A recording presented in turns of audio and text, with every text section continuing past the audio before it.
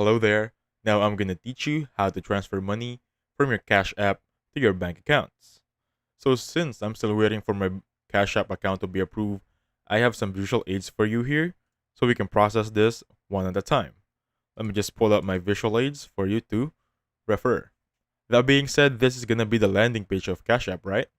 Now I want you to simply click this icon that says profile.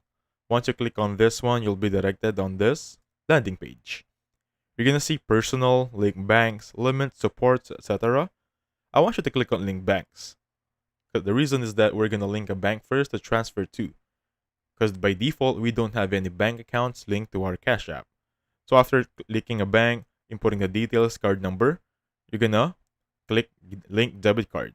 After inputting everything, the information, you're going to go back to the landing page and simply click on cash out. Once you click on cash out, you're going to choose the debit card or credit card you want to cash out with, and then you're good to go. You're going to send money to that specific bank from Cash App. And then, thank you so much for watching. Please hit the like button, subscribe. I'll catch you guys on the next one. Goodbye for now.